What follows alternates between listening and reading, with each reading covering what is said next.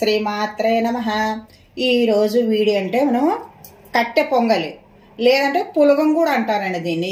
ఈ ప్రసాదాన్ని మనం ఈ ప్రసాదం ఏంటంటే మనం నవరాత్రుల్లో పెట్టుకోవచ్చు. లేదంటే ఇప్పుడు ధనుర్మాసం నెల రోజులు ఉంటారు, ఆ నెల రోజులు కూడా ఈ ప్రసాదమే పెట్టుకుంటారండి. ఇప్పుడు మనం వీడియోలోకి వెళ్ళిపోదాము. చూడండి ఐటమ్స్ ఏంటంటే ఇదిగోండి, బియ్యం ఒక గ్లాసు, ఒక సగం గ్లాస్ కన్నా కొద్దిగా ఎక్కువ పెసరపప్పు, నెయ్యి, ఆయిల్, అల్లము, పచ్చిమిరపకాయలు, మిరియాలు, జీడిపప్పు, బాదం పప్పు, మనవి ఇవి డ్రై ఫ్రూట్స్ మనవి ఏముంటే అవి వేసుకోవచ్చు, జీలకర్ర, ఆవాలు, ఎండుమిరపకాయలు, మనకి ఇవి కావాల్సినవి. ఇప్పుడు మనం తయారు చేసే విధానం చూద్దాం. ఈ పెసరపప్పు ఉంది కానీ ఈ పెసరపప్పు ఏంటంటే మనం వేపుకోవాలి, దూరగా వచ్చేంత వరకు వేపుకోవాలి. మనం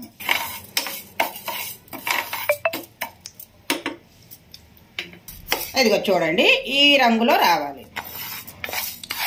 ఈ రంగులో వచ్చినాయి కదండి. ఇక ఇవి ఏంటంటే మళ్ళీ బియ్యంలో పోసి అవి ఇవి రెండు మనం కడుక్కోవాలి.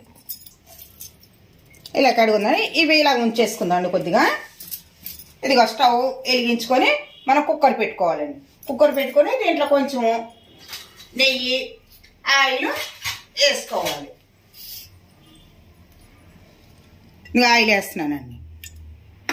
నెయ్యి కొంచెం ఎక్కువనే పడుతుంది, ఎంత వేసుకుంటే అంత టేస్ట్గా ఉంటుందండి. ఇదిగోండి చూడండి, ఆయిల్ నెయ్యి వేసుకున్నాను కండి. 2 ఎండుమిరపకాయలు ఇలా తుంచేసుకొని వేసుకోవాలి. దీనికి ఏంటంటే ఆవాలు, జీలకర్రని దీనికి పోపు వేసుకోవాలి.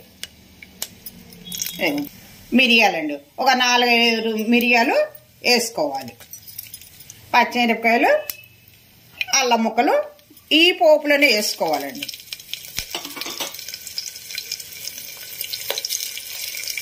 కరివేపాకు కొంచెం ఒకసారి ఇలా కలిపేసుకోండి. వాటర్ వేసుకుందామండి. మనం ఇప్పుడు ఒక గ్లాసు బియ్యము, 1/2 గ్లాసు పప్పు వేసుకున్నాం కదండి. దానికన్నా మనం 4 గ్లాసుల నీళ్లు వేసుకోవాలి. చూడండి, ఇది 4 గ్లాసులు. 2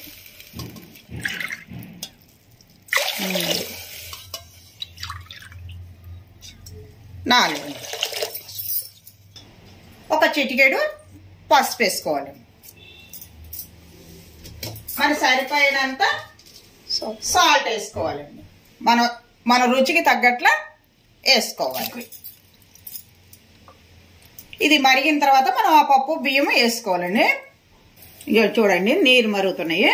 మరిగినప్పుడు ఈ పప్పు బియ్యం వేసుకోవాలి.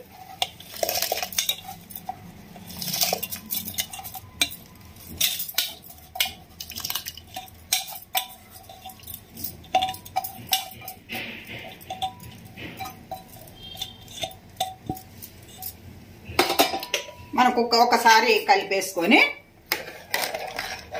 మనం 3 విజిల్స్ వచ్చేదాకా పెట్టుకోవాలి.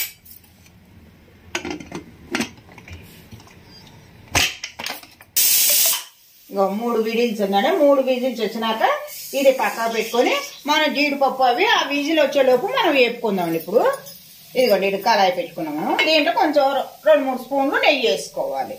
ఇదిగోండి జీడిపప్పు, డ్రై ఫ్రూట్స్ అని మనం ఏముంటే అవి వేసుకోవచ్చండి. ఇవి దోరగా వేపుకున్న తర్వాత విజిల్ వచ్చిన తర్వాత మనం అందులో కలిపేసుకోవాలి.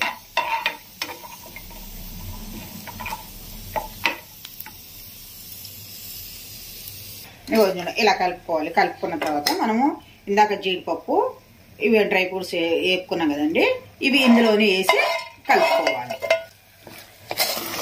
ఇక ఇలా కలుపుకోవాలి. ఇది కలుపుకొని ఒక మనం బౌల్లో పెట్టుకొని నైవేద్యంగా పెట్టుకోవచ్చు.